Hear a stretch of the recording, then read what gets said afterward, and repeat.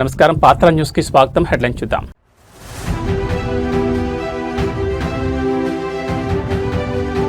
AP విద్యాశాఖలో సరికొత్త చరిత్ర. 10th రిజల్ట్స్ లో ప్రభుత్వ పాఠశాల రికార్డు స్థాయి విన్యాసం.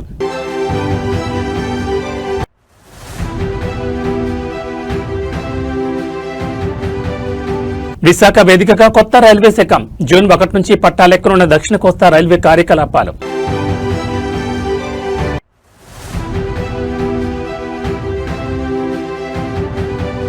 హన్మకొండలో ఫ్లెక్సీల వార్. మున్సిపల్ కార్యాలయం ముట్టడికి దిగిన బీఆర్ఎస్ శ్రేణులు.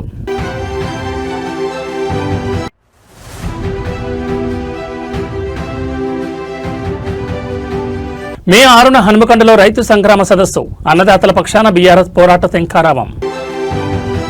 ఇక డీటెయిల్స్ చూస్తే ఆంధ్రప్రదేశ్ విద్యాశాఖలో సరికొత్త చరిత్ర లిఖించబడింది. ఒకప్పుడు ప్రభుత్వ పాఠశాలలంటే కేవలం మధ్యాహ్న భోజనం కోసమే అనే అపవాదం ఉండేది. కానీ నేడు ఆ పాఠశాలలే కార్పొరేట్ సంస్థలకు సవాల్ విసురుతూ 10వ తరగతి ఫలితాల్లో ప్రబోధన సృష్టించాయి. విద్యాశాఖ మంత్రి నారా లోకేష్ బాధ్యతలు చేపట్టిన అనతి కాలంలోనే తీసుకొచ్చిన పెను మార్పులు ఇప్పుడు దేశవ్యాప్తంగా చర్చనీయాంశంగా మారాయి. పేద విద్యార్థుల తలరాతను మార్చిన ఆ మార్పులు నేడు వెలువడిన అద్భుత ఫలితాల వివరాలు చూస్తే ఆంధ్రప్రదేశ్ 10th రిజల్ట్స్ చూసి యావత్ రాష్ట్రం ఆశ్చర్యపోతోంది. చిన్నప్పటి నుంచి ఎన్నడూ చూడని విధంగా ప్రభుత్వ పాఠశాలల విద్యార్థులు రికార్డు స్థాయి మార్కులతో మెరిశారు. విద్యాశాఖ మంత్రిగా లోకేష్ బాధ్యతలు చేపట్టగానే ముందుగా పాఠశాలలో ఖాళీగా ఉన్న ఉపాధ్యాయ పోస్టులపై దృష్టి సారించారు. నిరంతర పర్యవేక్షణ మరియు ఉపాధ్యాయుల నియామకంతో బోధనా వ్యవస్థను గాడిలో పెట్టారు. ప్రైవేట్ స్కూళ్లకు వెళ్లలేని నిరుపేద విద్యార్థులకు కూడా అత్యున్నత ప్రమాణాలతో కూడిన విద్యను అందించాలనే లక్ష్యంతో మౌలిక సదుపాయాలను మెరుగుపరిచారు. ప్రభుత్వ బడుల్లో చదివే పిల్లల మేధస్సును బయటకు తీసేలా ప్రత్యేక ప్రణాళికలు అమలు చేశారు.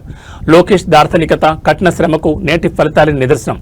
గతంలో ఎన్నడూ లేని విధంగా ప్రభుత్వ పాఠశాలల ఉత్తీర్ణత శాతం గణనీయంగా పెరగడమే కాకుండా స్టేట్ ర్యాంకుల జాబితాలోనూ ప్రభుత్వ విద్యార్థులు పోటీ పడడం విశేషం. ప్రభుత్వ పాఠశాలలో ఇలాంటి ఫలితాలు వస్తాయని ఎప్పుడు అనుకోలేదంటూ తల్లిదండ్రులు, విద్యావేత్తలు తమ సంతోషాన్ని వ్యక్తం చేస్తున్నారు. విద్యాశాఖలో వచ్చిన ఈ పెను మార్పులు రాష్ట్ర భవిష్యత్తును మార్చేస్తాయని భావిస్తున్నారు. విద్యపై పెట్టే పెట్టుబడి రేపటి తరాల భవిష్యత్తుకు బాటలు వేస్తుందని నారా లోకేష్ నిరూపించారు. ప్రభుత్వ బడుల వైపు జనం క్యూ కట్టే రోజులు మళ్లీ వచ్చాయని ఈ ఫలితాలు నిరూపిస్తున్నాయి. ఈ రోజు నారా లోకేష్ గారు విద్యాశాఖ మంత్రిగా కూడా బాధ్యతలు తీసుకున్నప్పుడు చాలా సంతోషం అనిపించింది. ఆయన బడుల మీద తీసుకున్న శ్రద్ధ విద్యా వ్యవస్థలో ఒక పని మార్పు రావాలని చెప్పి పాఠశాలలో ఉన్న టీచర్లందరికీ హై గ్రేడ్ టీచర్ ఉద్యోగాలు ఇచ్చి అలాంటి టీచర్ల ద్వారా మంచి చదువులు నేర్పించి ఇవాళ కార్పొరేట్ స్థాయి ప్రైవేట్ బడులకి ధీటుగా గవర్నమెంట్ బడుల్లో పేద విద్యార్థులు బాగా చదువుకునే 595, 596, 597 హైయెస్ట్ మార్కులు సాధించిన ఘనత నారా లోకేష్. విద్యాశాఖ గవర్నమెంట్ బడుల్లో బాగా వచ్చింది అని చెప్పి సంతోషంగా ఉంది. అసలు మీరు అనుకున్నారు అసలు ప్రైవేట్ స్కూల్ కి ధీటుగా గవర్నమెంట్ స్కూల్ ఇన్ని మార్కులు వస్తాయి పిల్లలకి అది అని ఎక్స్పెక్ట్ చేశారు? నేనైతే ఎప్పుడు అనుకోలేదండి. ఆధిపత్యంలో ఎప్పుడు ప్రైవేట్ స్కూల్లో ఉండేవి. అలాంటిది ఈ రోజున నారా లోకేష్ గారు విద్యాశాఖగా ఉండి ఆయన తీసుకున్న చొరవ, ఆయన స్కూల్ మీద చూపించిన చొరవ, మంచి ఎడ్యుకేషన్ ఇవ్వాలి, కార్పొరేట్ స్థాయిలో పిల్లలు బాగా చదువుకోవాలని చెప్పి వాళ్ళకి మంచి చదివించి ఇవాళ మంచి గ్రేడ్ లో ఉన్నారండి. బాగా పేద మనుషులు కూడా బడుల్లో వేయాలంటే వాళ్ళకి నాణ్యతమైన చదువు ఉండదని, వాళ్ళు సరిగా చదువు చెప్పరని ఒక అపోహతో వాళ్ళు అప్పులు చేసి మెడలో మంగళసూత్రాలు కూడా తాకాట్లు పెట్టి ప్రైవేట్ స్కూళ్ళలో వేసే వాళ్ళని చూసాము. అలాంటిది ఇవాళ నమ్మకంగా లోకేష్ గారు తీసుకున్న బాధ్యతలను తీసుకొని ప్రభుత్వ పాఠశాల ఈ ప్రైవేట్ పాఠశాల అని చెప్పి ఆశ్చర్యంగా ఉంది. ఇవాళ చూసి కొత్తగా హంగులు గాని, వాళ్ళు మధ్యాహ్నం భోజనం అయితే గాని, వాటర్ స్పెషాలిటీ ఏంటి, టాయిలెట్ స్పెషాలిటీ ఏంటి, అన్ని రకాలుగా వసతులు, హంగులు, కార్పొరేట్ స్థాయి హంగులన్నీ ప్రభుత్వ పాఠశాలలో ఉన్నాయి. నారా లోకేష్ గారు విప్లవాత్మకమైన నిర్ణయాలు తీసుకోవడం వల్లనే ఇది సాధ్యపడిందని నేను నమ్ముతున్నాను. ఉత్తరాంధ్ర వాసులు ఎప్పుడెప్పుడా ఎదురు చూస్తున్న దక్షిణ కోస్తా రైల్వే జోన్ కార్యరూపం దాల్చింది. ఈ ఏడాది జూన్ 1వ తేదీ నుంచి విశాఖపట్నం కేంద్రంగా ఈ జోన్ కార్యకలాపాలు అధికారికంగా ప్రారంభం కానున్నాయని కేంద్రం గెజిట్ నోటిఫికేషన్ విడుదల చేసింది. నూతనంగా ఏర్పాటవుతున్న ఈ దక్షిణ కోస్తా రైల్వే జోన్ పరిధిలోకి విజయవాడ, గుంటూరు, గుంతకల్ డివిజన్లు రానున్నాయి. దక్షిణ మధ్య రైల్వే, తూర్పు కోస్తా రైల్వేలోని కొన్ని ముఖ్యమైన సెక్షన్లను విడదీసి ఈ జోన్ ఏర్పాటు చేశారు. గతంలో రాయగఢ్ డివిజన్ లో ఉన్న పలు రైల్వే లైన్లను ఇప్పుడు విశాఖ డివిజన్ లో విలీనం చేశారు. జూన్ 1 నుంచి కార్యకలాపాలు ప్రారంభించేందుకు రైల్వే యంత్రాంగం యుద్ధ ప్రాతిపదికన ఏర్పాట్లు చేస్తోంది. నగరంలోని ఆరిలోవలో జోనల్ కార్యాలయం కోసం శాశ్వత భవన నిర్మాణం చేపట్టనుండగా ప్రస్తుతానికి విఎంఆర్డీఏ డెక్లోని 2 అంతస్తుల్లో జీఎం తాత్కాలిక కార్యాలయాన్ని సిద్ధం చేశారు.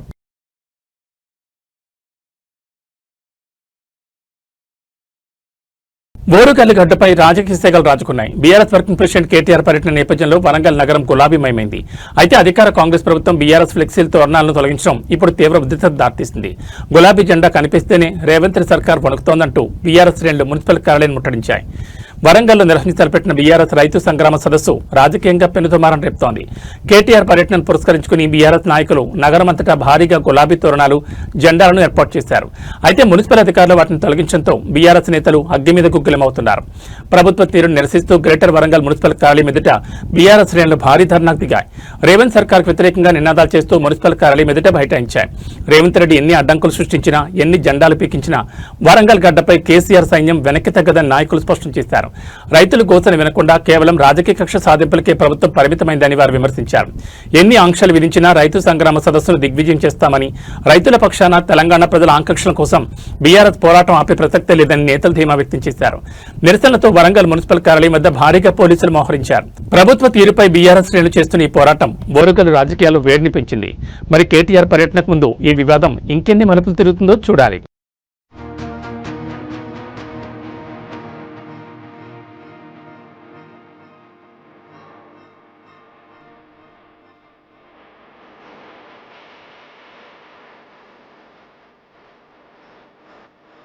ఫ్లెక్సీలు చింపిన కాంగ్రెస్ నాయకులారా, రైతు సదస్సులు చేస్తున్న కేటీఆర్ ఫ్లెక్సీలు, జెండాలు పీకుతున్న కాంగ్రెస్ నాయకులారా, commissioner down down, commissioner commissioner commissioner జై తెలంగాణ.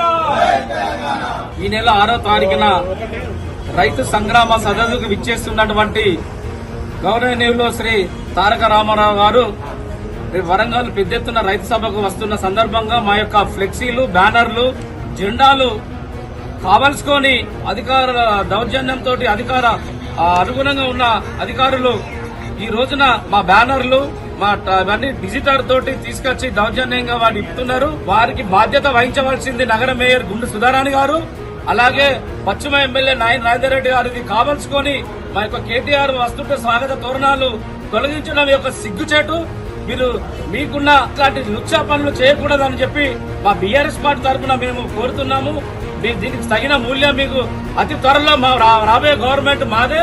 మీరు ఎలాగో ఇక్కడ బ్యానర్లు, ఇది తోరణాలు చెప్పడం ఇది సరైనది కాదు. రైతుల కోసం మా కేసీఆర్ గారు మీరు ఇచ్చిన అక్కడ అటువంటి ఇది డిక్లరేషన్ దాని విషయంలో మాట్లాడడానికి వస్తుంటే ఈ కావలసుకొని ఒక కాంగ్రెస్ కు కాంగ్రెస్ తొత్తులుగా వ్యవహరిస్తున్నటువంటి ఈ కాంగ్రెస్ కు అధికారులు మీరు వెంటనే ఇలాంటి చింపద్దని చెప్పి నేను కోరుకుంటూ జై తెలంగాణ, జై కేసీఆర్. తెలంగాణ అన్నదాతల సమస్యలపై పోరాటమే లక్ష్యంగా బీఆర్ఎస్ పార్టీ సిద్దమవుతోంది. మే 6వ తేదీన హన్మకొండలో నిర్వహించనున్న భారీ రైతు సంగ్రామ సదస్సుకు రంగం సిద్దమైంది. ఈ నేపథ్యంలో సదస్సు విజయవంతం కోసం చేపట్టిన ఏర్పాట్లపై పార్టీ ముఖ్య నాయకులు మీడియా సమావేశం నిర్వహించారు. ప్రభుత్వ వైఫల్యాన్ని ఎండగట్టడమే ఈ సదస్సు ప్రధాన ఉద్దేశమని వారు స్పష్టం చేశారు. హన్మకొండ వేదికగా జరగనున్న రైతు సంగ్రామ సదస్సు ఏర్పాట్లను బీఆర్ఎస్ నాయకులు క్షేత్రస్థాయిలో పర్యవేక్షిస్తున్నారు. మే 6న జరగనున్న ఈ సభకు ఉమ్మడి వరంగల్ జిల్లా నుంచే కాకుండా రాష్ట్ర వ్యాప్తంగా రైతులు తరలిరానున్నారని నాయకులు తెలిపారు. సదస్సు కోసం భారీ ఏర్పాట్లు పూర్తి చేసినట్లు వెల్లడించారు. రైతు రుణమాఫీ, పంట పెట్టుబడి సాయం మరియు మద్దతు ధర విషయంలో కాంగ్రెస్ ప్రభుత్వం అవలంబిస్తున్న తీరును ఈ సదస్సు ద్వారా ఎండగట్టనున్నట్లు నాయకులు పేర్కొన్నారు. బీఆర్ఎస్ వర్కింగ్ ప్రెసిడెంట్ కేటీఆర్ ఈ సదస్సుకు ముఖ్య అతిథిగా హాజరై రైతులకు పార్టీ అందించబోయే భరోసాపై దిశానిర్దేశం చేయనున్నారు. ప్రభుత్వ ఆంక్షలను లెక్క చేయకుండా రైతు పక్షాన్ని నిలబడేందుకు ప్రతి కార్యకర్త సదస్సుకు తరలిరావాలని నేతలు పిలుపునిచ్చారు. మీడియా సమావేశంలో మున్సిపల్ తోరణాల తొలగింపు వంటి ఘటనలను కూడా వారు తీవ్రంగా ఖండించారు. రైతు సంగ్రామ సదస్సుతో హనుమకొండ రాజకీయం వేడెక్కింది. బీఆర్ఎస్ తలపెట్టిన ఈ భారీ బహిరంగ సభ ఏ మేరకు విజయవంతం అవుతుందో వేచి చూడాలి. మరొక్కసారి రైతు పోరాటానికి, రైతు వారు పండించినటువంటి పంటకు గిట్టుబాటు ధరతో పాటు అన్ని రకాలుగా మరి కాంగ్రెస్ ఇచ్చినటువంటి రైతు డిక్లరేషన్ హామీలన్నీ కూడా నెరవేర్చాలని చెప్పి ఒత్తిడి చేసే కార్యక్రమం ఈ సదస్సు. మనందరికి కూడా తెలుసు, తెలంగాణ రాష్ట్రంలో వ్యవసాయం ఒక పండుగలాగా చేశారు. కానీ 2.5 సంవత్సరాల నుంచి ఒక దండుగా రకరకాలుగా కేవలం రైతులనే కాదు అన్ని వర్గాలను వేధిస్తున్నటువంటి సందర్భాలు, సంఘటనలు చూస్తున్నాం. ప్రజాపాలన అన్నారు, ప్రతీకార పాలన జరుగుతుంది. మరి ఈరోజు రైతు సంగ్రామ సదస్సు మేము నిర్వహిస్తే ఈరోజు అక్కడ పోటీగా రైతు మేళాల పేరిట 3 రోజుల పాటు నిర్వహిస్తున్నారు. అది ఒక బ్యాండ్ మేళా లాగా ఉంది. హృదయపూర్వక నమస్కారం. తెలంగాణ రాష్ట్రం సాకారం కాకముందు తెలంగాణలో ఉన్న రైతుల గోస, రైతుల పరిస్థితి మనందరికీ తెలిసిన విషయమే. రైతుల ఆత్మహత్యలు, రైతుల ఇబ్బందులు, రైతుల కడగండ్లు తెలంగాణ ఉద్యమానికి పునాదిగా నడిచిన నేపథ్యం నుంచి మన కార్యక్రమాలు ఆరంభమైనాయి. తెలంగాణ రాష్ట్రం సాకారమైన తర్వాత గౌరవ కేసీఆర్ గారు రైతు సమస్యల పరిష్కారానికి ఒక కీలకమైన ప్రాధాన్యత ఇచ్చి ఎన్ని విషయాలు పక్కకున్నా రైతును సుభిక్షంగా ఉంటే తప్ప ఈ రాష్ట్రం సుభిక్షంగా ఉండదు అనే సంకల్పం కొద్దీ ఎక్కడో 64 లక్షల టన్నుల ధాన్యం ఉత్పత్తి ఉన్న తెలంగాణని 3 కోట్ల టన్నుల ధాన్యం ఉత్పత్తి వరకు తీసుకుపోయిన నేపథ్యం మీకు అందరికీ తెలిసిన విషయమే. అలనాడు ఆంధ్రనే అన్నపూర్ణగా అంటే దాన్ని వెనక్కి నెట్టేసి తెలంగాణని అన్నపూర్ణగా మార్చిన ఘనత. నేను ప్రెస్ మీడియా మిత్రులందరూ కూడా రిక్వెస్ట్ చేస్తున్నాను, ఈ రైతు సమస్యలు, రైతుల బాధలు, రైతుల కష్టాలు మీరు ప్రభుత్వం దృష్టికి తీసుకుపోయేందుకు కూడా మీరు సహకరించాలి. గోస, నేను 40 ఏళ్ళ రాజకీయాలలో ఉన్నా, ఇంత గోసపడ్డ రైతులు నేను ఎప్పుడు కూడా చూడలే. దయచేసి మీరు కూడా కల్లాల దగ్గరికి పోవాలి, కొనుగోలు సెంటర్లకు కూడా పోవాలి. ఎందుకంటున్నా అంటే ఎంత మోసం చేసింది. కేసీఆర్ గారు ఇచ్చిన స్కీమ్స్ అయ్యన్న ఇంప్లిమెంట్ చేయి. నువ్వు రాహుల్ గాంధీ గారు ఇచ్చి అనౌన్స్ చేసిన స్కీమ్స్ పక్కకు పెట్టు, నువ్వు చేస్తలేవై. రుణమాఫీ చేసినట్టు చేసి సగం చేయలే. 38,000 కోట్లు అయితే 18,000 కోట్లకి చేసినాం. మా పాత్ర నిర్వహిస్తున్నాం. ఖచ్చితంగా 4 సంవత్సరాల క్రితం 2022 మే 6వ తారీఖు నాడు రాహుల్ గాంధీ గారు మరి ఇక్కడికి వచ్చేసి వరంగల్కి వచ్చి రైతు డిక్లరేషన్ ప్రకటన చేసి చాలా హామీలు ఇచ్చిండు. మా పార్టీ అధికారంలోకి వస్తే వాటిని అమలు చేస్తామని చెప్పి.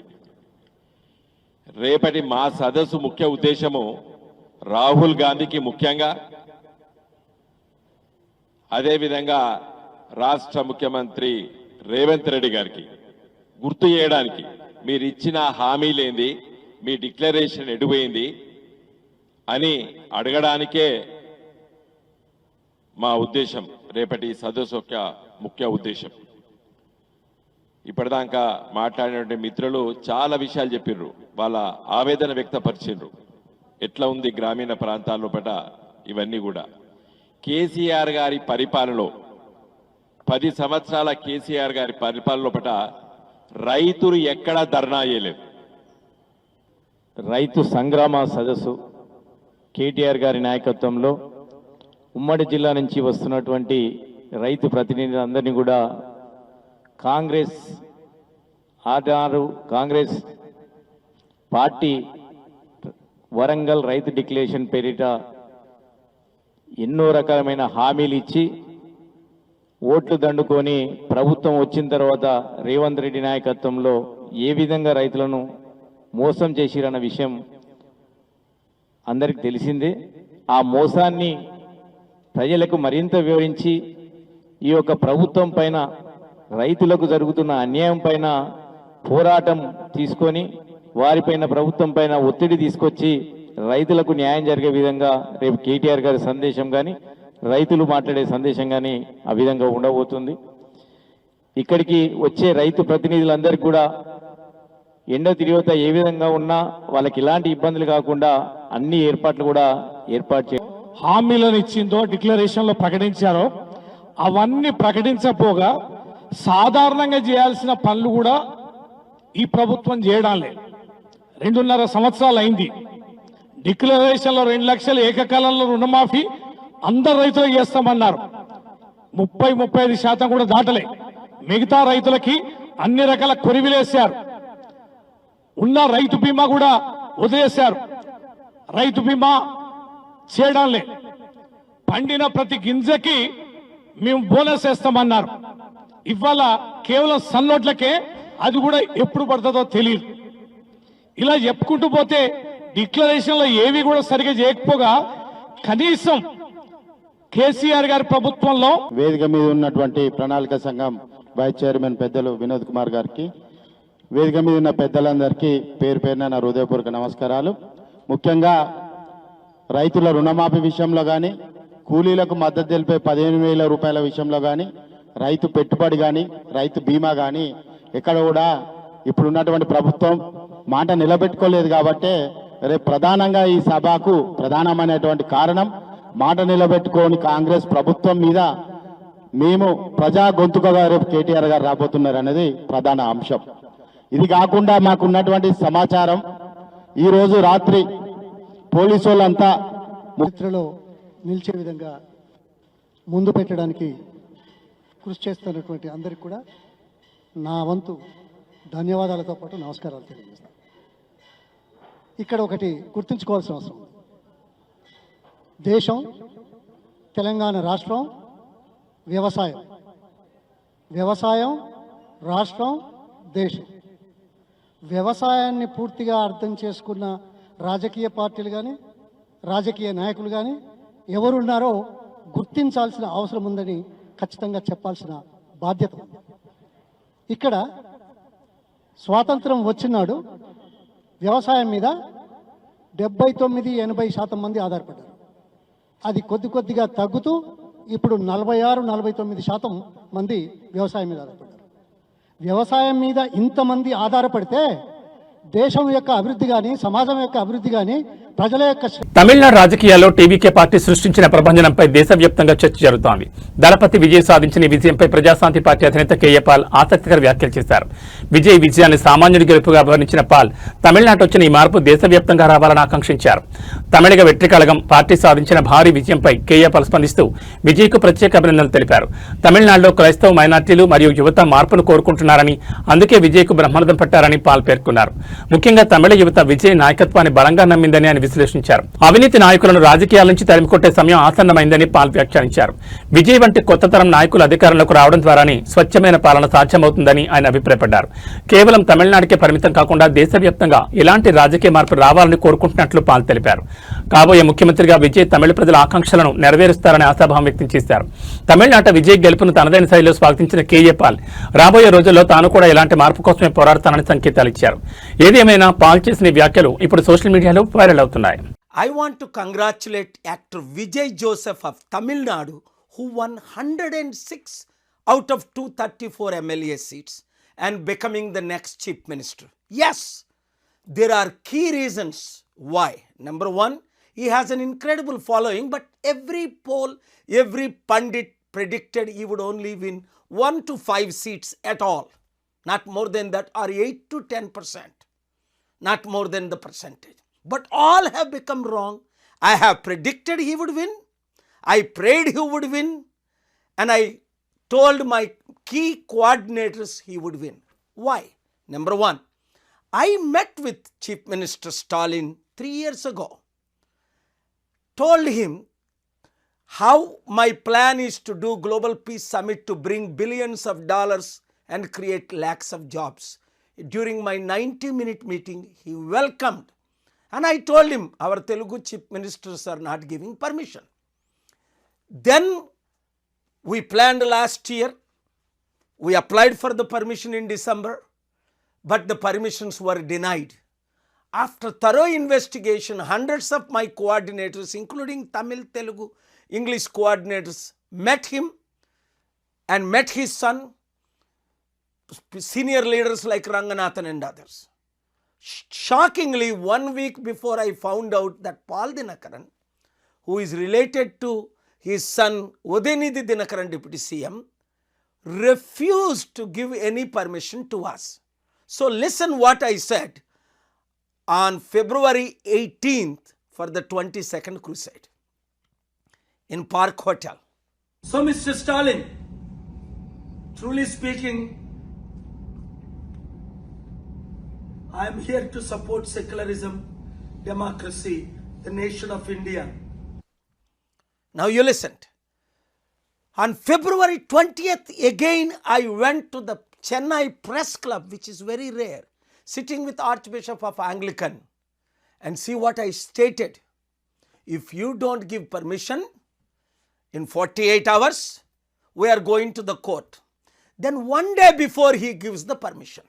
Even through you, I am extending invitation to that young actor Vijay also, because this is not a political rally, but supported by 18 political parties of India, including the Congress and BJP. You read the letters, you see the videos.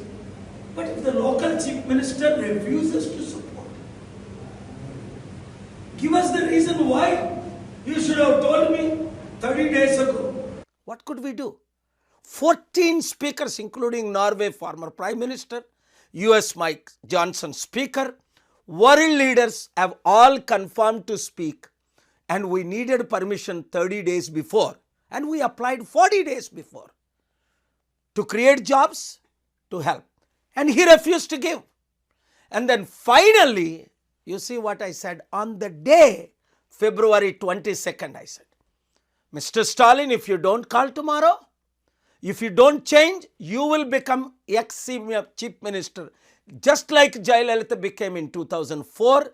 Because if their heart is not changed after election, Mr. Stalin. Tamil Nadu ఎన్నికల ఫలితాలు భారత రాజకీయాల్లోని పెను సంచలనం రేపాయి. మొదటిసారి ఎన్నికల బరిలో దిగిన దళపతి విజయ్ నేతృత్వంలోని తమిళగ వెట్రి కళగం ఏకంగా 108 స్థానాలు కైవసం చేసుకుని రాష్ట్రంలోని అతిపెద్ద పార్టీగా అవతరించింది.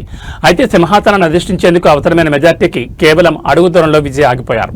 ఈ క్రమంలో తదుపరి వ్యూహం ఏంటి? ఏ కూటమి మద్దతుతో ప్రభుత్వం ఏర్పాటు చేయబోతున్నారు?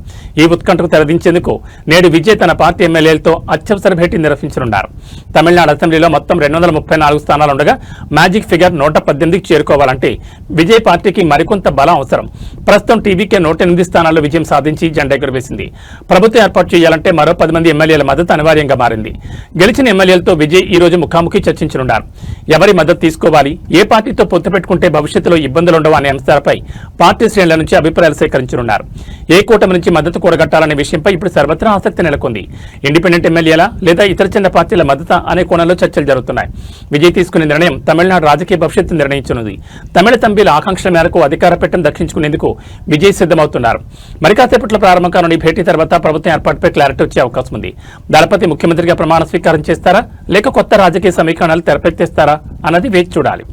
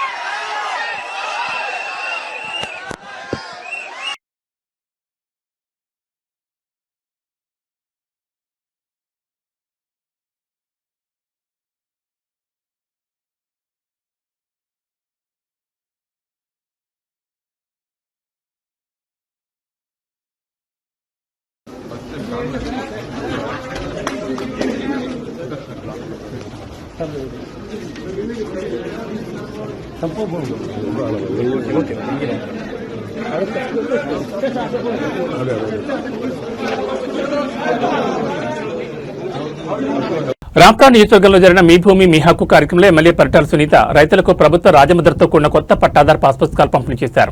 ఈ సందర్భంగా మాట్లాడుతూ గత ప్రభుత్వంలో రైతుల భూముల విషయంలో జరిగిన ఇబ్బందులను ప్రస్తావిస్తూ సొంత భూమి పత్రాలపై జగన్ మోహన్ రెడ్డి తన ఫోటో వేయించుకోవడంపై మండిపడ్డారు. చెన్నై కొత్తపల్లి, వెల్దురి, బ్రాహ్మణపల్లి పంచాయతీలకు చెందిన దాదాపు 11,482 మంది రైతులకు ప్రభుత్వం అధికారిక ముద్రతో కూడిన పాస్ పుస్తకాలను అందించారు. అదేవిధంగా మహిళా సాధికారతకు పెద్దపీట వేస్తూ ఇన్ఫిన్స్ చారిటబుల్ ఫౌండేషన్ సహకారంతో 500 మంది మహిళలకు 50% సబ్సిడీపై కుట్టు మిషన్లను అందజేశారు. నియోజకవర్గంలో మొత్తం 8,000 మంది మహిళలకు ఈ పథకాన్ని వర్తింపజేస్తున్నామని, విద్యార్థులకు సైకిల్ ఇచ్చేందుకు కూడా సంస్థ ముందుకొచ్చిందని వెల్లడించారు. వీటితో పాటు ఐకేపీ యానిమేటర్లకు సెల్ ఫోన్లు, 5 లబ్ధిదారులకు 2.90 లక్షల విలువైన సీఎంఆర్ఎఫ్ చెక్కులను ఆమె పంపిణీ చేశారు. ఈ కార్యక్రమంలో స్థానిక అధికారులు, పెద్ద సంఖ్యలో కూటమి నేతలు పాల్గొన్నారు.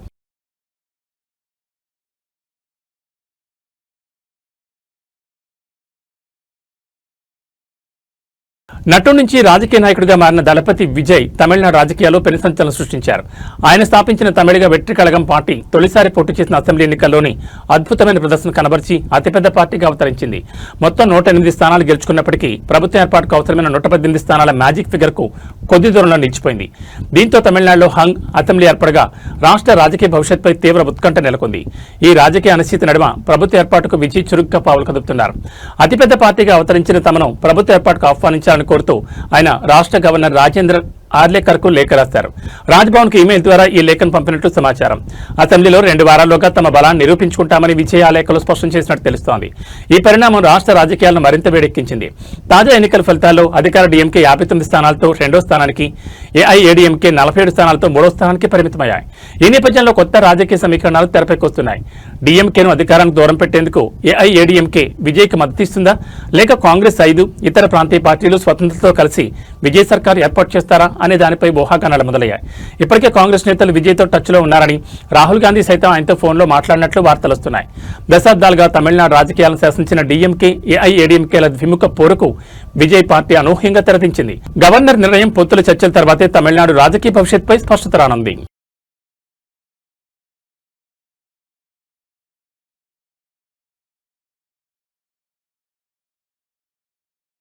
మండుతున్న ఎండలకు తోడు జగిత్యాల పట్టణంలో నీటి కొరత ముదురుతోంది. గొంతు ఎండిపోతున్నా అధికారులు పట్టించుకోవడం లేదని పట్టణ వాసులు ఆగ్రహం వ్యక్తం చేస్తున్నారు. సామాన్యుల పరిస్థితి అలా ఉంటే ఏకంగా మాజీ మంత్రి నివాసానికే ట్యాంకర్ల ద్వారా నీటిని సరఫరా చేయాల్సిన దుస్థితి నెలకొంది. నీటి చుక్క కోసం జనం పడుతున్న పాటలు ఇప్పుడు జగిత్యాలలో హాట్ టాపిక్ గా మారాయి. జగిత్యాల మున్సిపాలిటీ పరిధిలో మంచినీటి సరఫరా వ్యవస్థ పూర్తిగా అస్తవ్యస్తమైంది.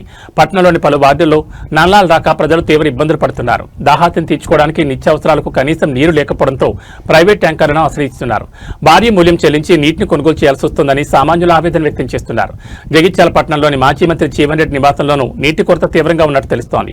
ఈ రోజు ఆయన నివాసానికి మున్సిపల్ ట్యాంకర్ ద్వారా నీటిని సరఫరా చేస్తున్న దృశ్యాలు పట్టణంలోని నీటి ఎద్దరికి అద్దం పడుతున్నాయి. ఒక ప్రముఖుడి ఇంటి పరిస్థితి ఇలా ఉంటే ఇక సామాన్య బస్తీల పరిస్థితి ఎంత దారుణంగా ఉంటుందో అర్థం చేసుకోవచ్చు. వేసవి ప్రణాళికలు సిద్ధం చేశామని చెప్తున్న అధికారులు క్షేత్రస్థాయిలో నీటి సరఫరాను మెరుగుపరచడంలో విఫలమయ్యారని విమర్శలు వెలువెత్తున్నాయి. పైపులైన్ల మరమ్మతులు, పంపింగ్ సమస్యల వలన ఈ పరిస్థితి తలెత్తిందని స్థానికులు మండిపడుతున్నారు. జగిత్యాల పట్టణ ప్రజల దాహార్తిని తీర్చడంలో మున్సిపల్ యంత్రాంగం తక్షణమే స్పందించాలని, వార్డుల వారీగా ట్యాంకర్ల సంఖ్యను పెంచి మంచినీటిని సరఫరా చేయాలని ప్రజలు డిమాండ్ చేస్తున్నారు. లేని పక్షంలో ఖాళీ బిందెలతో మున్సిపల్ కార్యాలయాన్ని ముట్టడిస్తామని హెచ్చరిస్తున్నారు.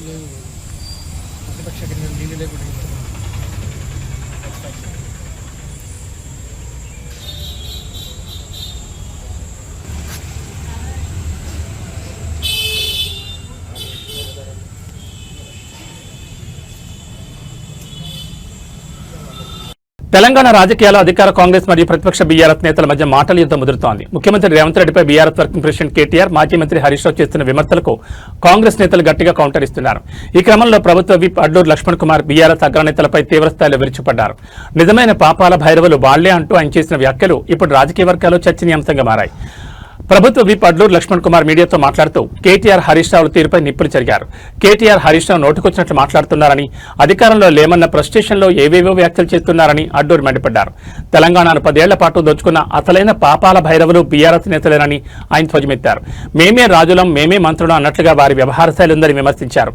ప్రజాబలంతో ముఖ్యమంత్రి రేవంత్ రెడ్డిపై బీఆర్ఎస్ నేతలు చేస్తున్న అనుచిత వ్యాఖ్యలు దారుణమని, ఇది ప్రజాస్వామ్యాన్ని అవమానించడమేనని ఆయన పేర్కొన్నారు. ముఖ్యమంత్రిపై వ్యక్తిగత విమర్శలు చేయడం మానుకోవాలని, లేని పక్షంలో ప్రజలే బుద్ధి చెప్తారని హెచ్చరించారు. ఖబర్దార్, ఎక్కడైనా పద్ధతి మార్చుకోండి అంటూ బీఆర్ఎస్ నేతలకు అడ్లూరు స్ట్రాంగ్ వార్నింగ్ ఇచ్చారు. బీఆర్ఎస్ హయాంలో జరిగిన అవినీతిపై విచారణ జరుగుతుండటంతోనే ఆ పార్టీ నేతలు భయపడుతున్నారని అడ్లూరు లక్ష్మణ్ ఎద్దేవా చేశారు. రాష్ట్ర అభివృద్ధికి అడ్డంకులు సృష్టించడం మానుకోవాలని ఆయన హితవు పలికారు. ప్రధాన ప్రతిపక్ష నాయకుడు 2014 నుంచి 18, 18, 23 వరకు, డిసెంబర్ వరకు మేమే రాజులం, మేమే మంత్రులం అని బీఆర్ఎస్ పార్టీలో వర్కింగ్ ప్రెసిడెంట్ గా మాజీ మంత్రిగా కేటీఆర్ వచ్చి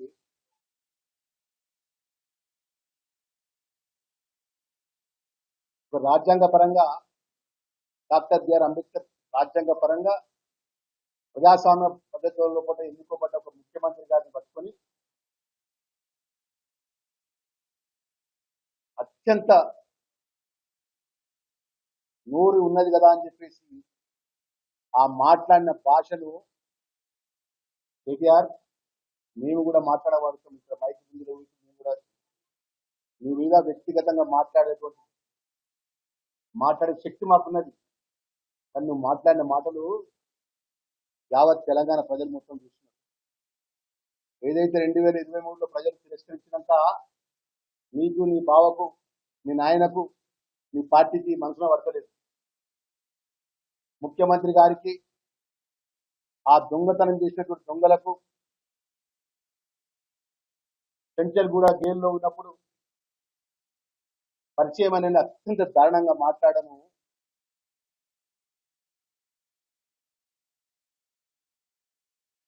తీవ్రంగా ఖండిస్తూ, నువ్వు అనుకుంటున్నావు నీ హయాంలో నువ్వు మాట్లాడుతున్నావు కదా, వేరే రాష్ట్రం నుంచి అంతర్జాతీయ దొంగలు వచ్చి ప్రొఫెషనల్ పరంగా జరిగినటువంటి సంఘటనకు చివరికి రాజ్యాంగ పరంగా ఏదైతే ఎన్నుకోబడ్డ ముఖ్యమంత్రిపై అతి నీచంగా మాట్లాడుతున్నావు.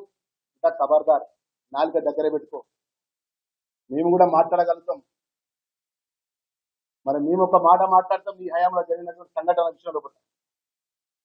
ఆ రోజు ఫిబ్రవరి 2021 17వ తారీఖు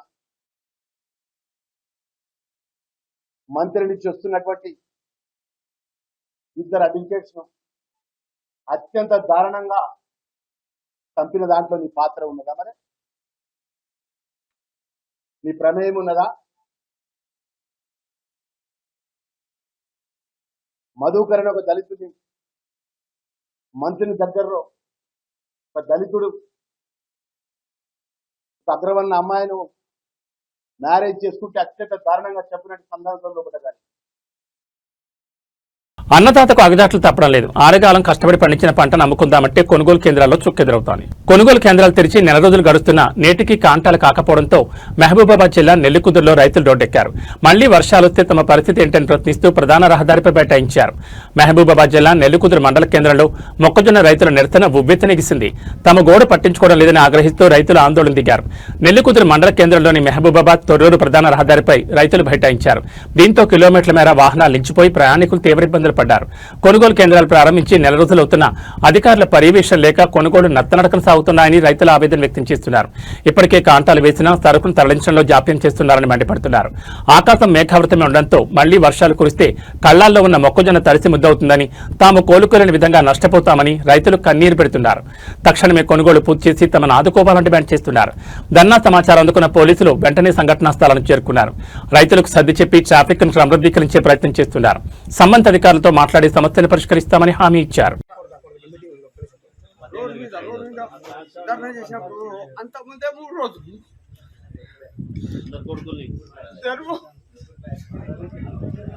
వాళ్ళు రానట సంతకాడికి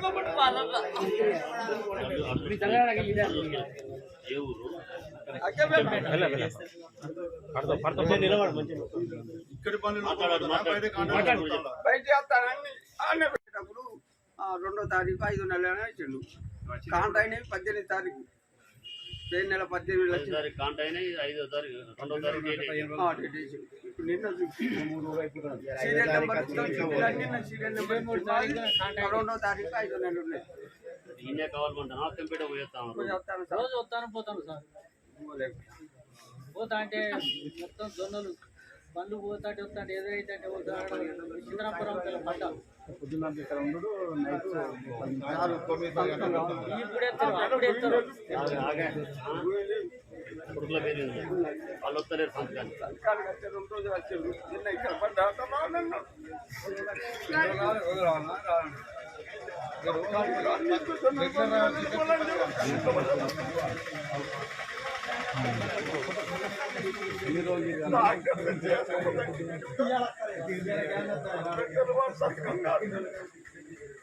సంతకం పెడతారు. ఈ రోజు వరకు 3 లక్షల రోజు పడుకోలేరు కదా.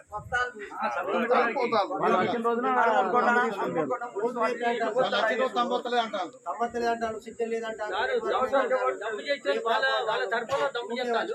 నేను వచ్చారకు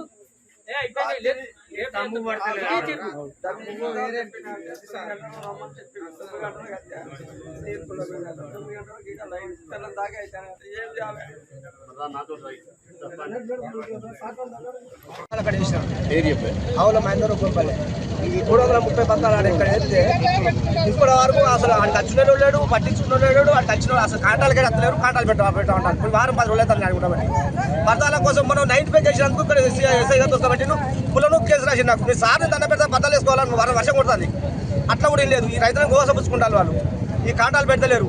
ఆ బట్టి మన సీసీ రోడ్ మట్టి రోడ్కి వేసినాయి కదా. కాంటాలు అసలు పెట్టడం లేదు. వారం రోజులు అవుతుంది పట్టించుకున్న లేరు.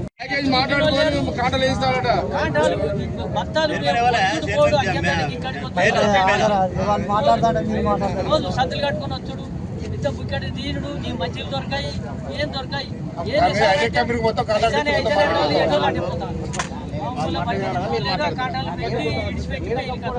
అమలు పైసలు ఇచ్చినాం, ఇచ్చిన పైసలు ఇచ్చినాం, అన్ని ఇచ్చినాం. లోపల లారీ రాదు, లోపల 150 బత్తాలు తెచ్చినాడు పెట్టినా కాంట అవును లేదు. అది కాంట చేస్తూ లేదు. ఏంటంటే రేపు ఎల్లుండి అంటాను. అది చేస్తూ లేదు. అలాగేది బత్తాలు అవ్వటం లేదు. కాంటాలు అయినాయి బాబాయ్ సుద్దలు అవ్వటం లేదు. ఇక బయటికి అంటే బయటికి చెప్తాను, అలా కాల్ చెప్తాను. ఖర్చుతో వచ్చింది. దిగుబడి తీసిన కానీ కాంట పెట్టలేదు. ఇంకా ఎన్ని క్వింటాలు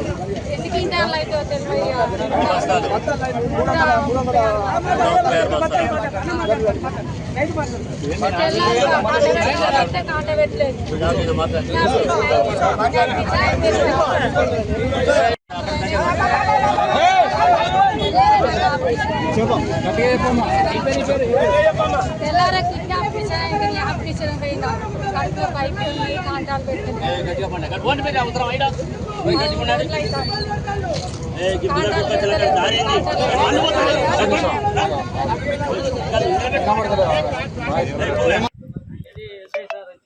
చైర్మన్ పిలిపించాడు. ఏంది ఈ రైతుల బాధ ఏంది, బాణ కొడితే అక్షరికి వస్తాయి అని చెప్పి ఎస్ఐ సార్ అడిగినాక అన్నాడు కదా మన ఈయన చైర్మన్ సార్ లోపల వేపిస్తున్న బయట వాళ్ళు ఒక్క బండి సుతో బయట లోపలికి రావద్దు, తాళం పెడతాం అన్నారు. ఆయన చెప్పి ఇప్పుడు 10 రోజులు అవుతాడు, 8 రోజులు అవుతాడు. మళ్ళా నిన్న ఇక్కడ ఆయన ఎవరో మనకు తెలియదు చైర్మన్ వచ్చినాక నిన్న సుతం మా అక్కంపేటలో ఆడోళ్ళు 5-6 వచ్చారు. వేరే పనులు తెచ్చి పెడతాను, మరి బత్తాలని నెట్టుకోవాలి. మేము 10 రోజుల కానీ తిరుగుతాను, 15 రోజులు అవుతుంది అని వాళ్ళు కొద్దిగా లొల్లి చేసింది. 5-6 ఆడోళ్ళు బత్తాలు తీసి చేసినా కానీ బయట పనులు వచ్చు లేదు. మెట్ గాలా 2026 వేదికపై రిలయన్స్ అధినేత ముఖేష్ అంబానీ ముద్దుల తనయ ఇషా అంబానీ తన అద్భుతమైన వస్త్రధారణతో భారతీయ కళలు సంస్కృతిని ప్రపంచానికి చాటి చెప్పారు. ప్రముఖ డిజైనర్ గౌరవ్ గుప్తా రూపొందించిన ప్రత్యేకమైన చీరకట్లో ఆమె మెరిసిపోయారు. ఈ చీరపై చేతితో చిత్రించిన పిచ్వాయ్ కళాఖండాలందరినీ ఆకట్టుకున్నాయి. రిలయన్స్ రీటైల్ సంస్థ స్వదేశ్ కు కళాకారులు స్వచ్ఛమైన బంగారు తీగలతో నేసిన అంచు ప్రత్యేక ఆకర్షణగా నిలిచింది. ముఖ్యంగా ఆమె ధరించిన బ్లౌజ్ 1800 క్యారెట్ల వజ్రాలు, ఎమరాల్డ్స్, పోల్కి నగలతో మెరిసిపోవడమే కాకుండా అందులో నిజాం నవాబుల నాటి అరుదైన సర్పేచ్ ఆభరణాన్ని చేర్చడం ఒక చారిత్రాత్మక స్పర్శనిచ్చింది. ఈ ఆభరణాలన్నీ తన తల్లి నీతా అంబానీ కలెక్షన్లోనివని ఇషా పేర్కొన్నారు. వీటితో పాటు సుబోధ్ గుప్తా రూపొందించిన క్రోచెట్ బ్యాగ్లో మామిడి పండును పట్టుకోవడం ప్రత్యేక ఆకర్షణగా నిలిచింది. సౌరవ్ గుప్తా పేపర్ ఇత్తడితో రూపొందించిన గజ్రాను తలలో అలంకరించుకోవడం ద్వారా ఆమె భారతీయ మూలాలను అద్భుతంగా ప్రతిబింబించారు. అంతకుముందు జరిగిన ఫ్రీ మెట్ గాలా పార్టీలో కూడా భారత్లోని 26 రకాల విభిన్న ప్రాంతీయ హస్తకళల బోర్డర్లతో రూపొందించిన డ్రెస్ను ధరించి ఆమె అందరినీ ఆశ్చర్యపరిచారు. గత 3 ఏళ్లుగా రాహుల్ మిశ్రా, అనామిక ఖన్నా వంటి భారతీయ డిజైనర్ల దుస్తులను ధరిస్తూ ఇషా అంబానీ అంతర్జాతీయ వేదికపై భారతీయ ఫ్యాషన్ కు బలమైన ప్రాతినిధ్యం వహిస్తున్నారు.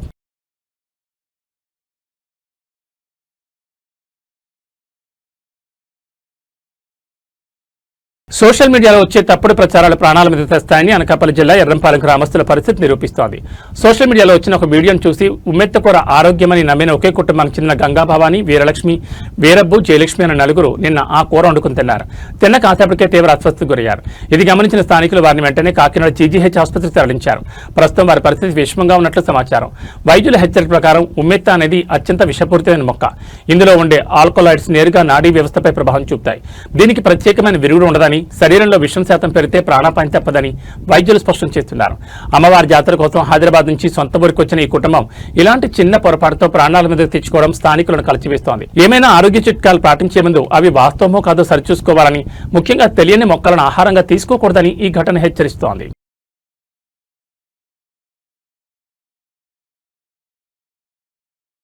మెగా ఫ్యాన్స్ కు డబుల్ ధమాకా. గ్లోబల్ స్టార్ రామ్ చరణ్ వరుస సినిమాలతో బాక్సాఫీస్ వద్ద రికార్డుల వేటకు సిద్ధమవుతున్నారు. ఒకవైపు పెద్ద సినిమా విడుదలకు సిద్ధమవుతుండగా మరోవైపు క్రియేటివ్ డైరెక్టర్ సుకుమార్ దర్శకత్వంలో రాబోతున్న భారీ ప్రాజెక్ట్ RC-17 పై ఇప్పుడు బిగ్ అప్డేట్ వచ్చేసింది. రంగస్థలం వంటి ఇండస్ట్రీ హిట్ తర్వాత వీళ్ళిద్దరి కలయికలో రానున్న ఈ సినిమా ఎప్పుడు మొదలవుతుందో తెలుసుకుందాం. రామ్ చరణ్ ఇప్పటికే పెద్ద సినిమా షూటింగ్ పూర్తి చేసి జూన్ 4న విడుదలకు సిద్ధంగా ఉన్నారు. ఈ క్రమంలో ఆయన తదుపరి చిత్రం RC-17 పై మైత్రి మూవీ మేకర్స్ నిర్మాత చెర్రీ కీలక విషయాలు వెల్లడించారు. ఎంతో కాలంగా ఎదురుచూస్తున్న ఈ ప్రతిష్టాత్మక ప్రాజెక్టును జూలైలో పట్టాలెక్కించేందుకు చిత్ర యూనిట్ సన్నాహాలు చేస్తోంది. మైత్రి మూవీ మేకర్స్ సంస్థ ఈ చిత్రాన్ని అత్యంత భారీ బడ్జెట్తో నిర్మిస్తోంది. సుకుమార్ ఇప్పటికే ఈ సినిమా స్క్రిప్ట్ పనులను పూర్తి చేసి తుది మెరుగులు దిద్దే పనిలో నిమగ్నమై ఉన్నారు. ఈసారి కూడా తనదైన శైలిలో మరో శక్తివంతమైన మాస్ యాక్షన్ కథను ఆయన సిద్ధం చేసినట్లు సమాచారం. రంగస్థలం చిత్రంలో చిట్టిబాబుగా రామ్ చరణ్ కొత్త కోణంలో చూపించిన సుకుమార్ ఇప్పుడు RC-17లో చరణ్ ను ఇంకెంత పవర్ఫుల్ గా చూపిస్తారోనని ప్రేక్షకులు ఆసక్తిగా ఎదురుచూస్తున్నారు. ఈ ప్రాజెక్టుకు సంబంధించి మరిన్ని వివరాలు త్వరలోనే అధికారికంగా వెల్లడి కానున్నాయి. ముఖ్యంగా ఈ సినిమాకు దేవిశ్రీ ప్రసాద్ సంగీతం అందిస్తారా లేదా అనేది మెగా అభిమానుల్లో చర్చనీయాంశంగా మారింది. మొత్తానికి జూన్ నెలలో పెద్దితో థియేటర్లో సందడి చేయనున్న చరణ్ జూలై నుండి సుకుమార్ సినిమాతో బిజీ కానున్నారు.